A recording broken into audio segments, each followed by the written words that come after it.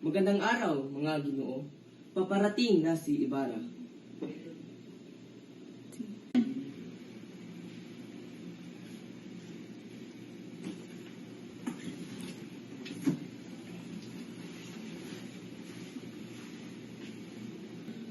Benvenido, Liniebo Crisostomo. Gracias, Kapitan Tiago. Crisostomo, ipakilala kita sa aking mga bisita. Siya si Padre Damaso ng San Diego. At siya naman si Padre Silvia na taga Binondo. Sevilla. Crisostomo, kamusta iyong pag-aaral sa Europa? Mabuti naman ho.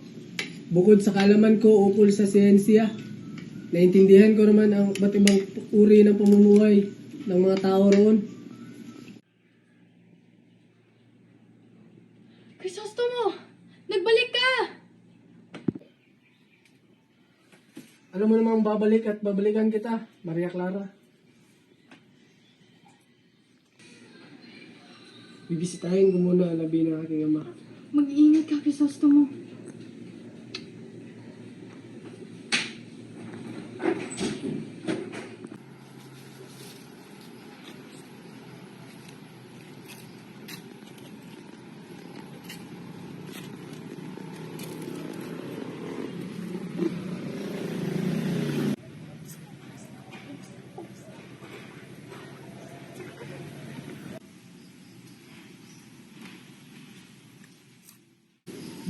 Ikaw ho ba yung anak ni Don Rafael? Oh, bakit?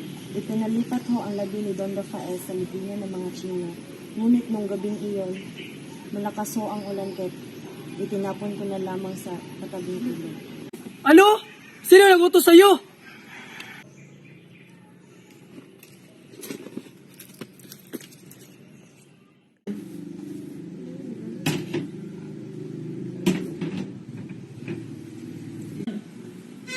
Nasaan si Crispin at Basilio? Hindi pa sila umuwi. Bakit mo kinuha ang pera, ha? Ha? Bakit mo kinuha yan? Ha? Huwag mong itangkin!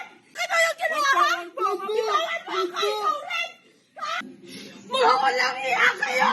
Wala kayong utang na loob! Wag po! Wag po! Hindi po kami gumawa ng gano'n! Wag po!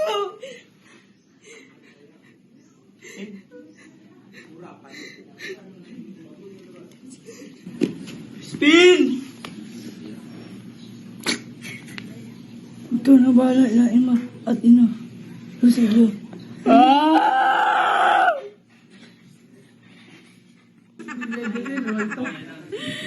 Crispin! Basilio!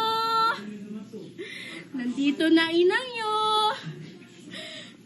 Nasaan kayo? Crispin! Basilio! Nasaan kayo? Di ko kayo nakita! Crispin! Crispin! Basilio! Crispin! Basilio!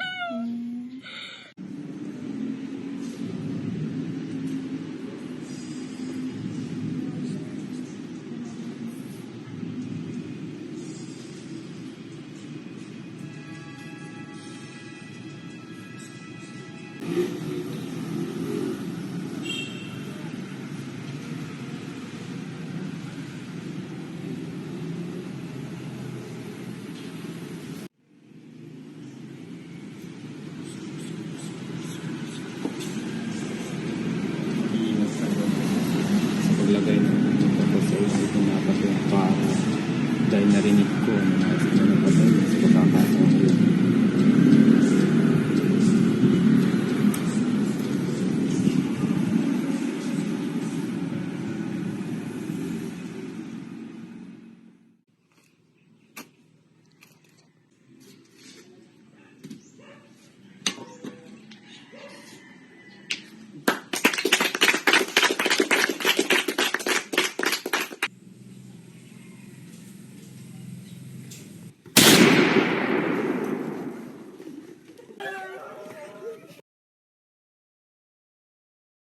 Kaya ang labi ng iyong ama, Crisostomo. Isang dagat eh, yun napadpad.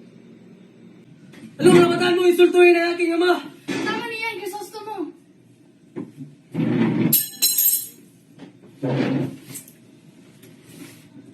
Nakita mo ba ang inasal ni Crisostomo, Don Tiago?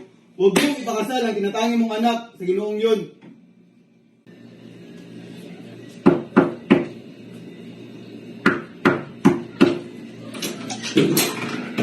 Ano yun? Don Crisostomo, maaari ka po bang sumama sa akin? Bakit? Ano mga aking nagawa? Ikaw ang tinutuko na nangunguna sa pag-aalsa ng mga gwardyang sibil.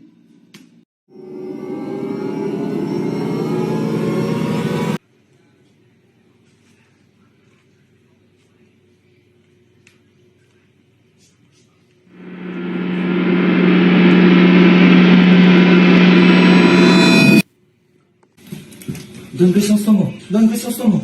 Bakit ka nandito? Halika na. Tumakas na tayo.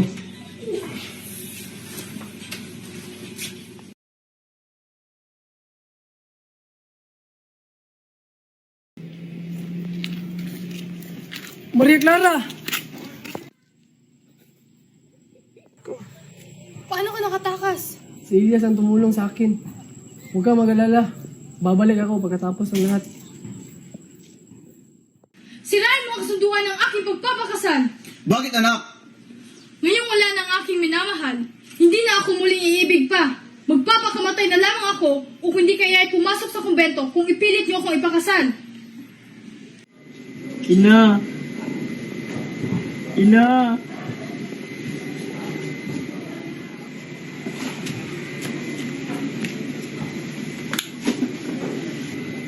Anak ka ba niya? Opo.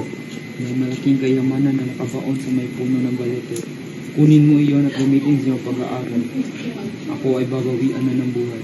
Hindi ko na masisilayan ng bukang liwayway ng bayan ng aking nilaman.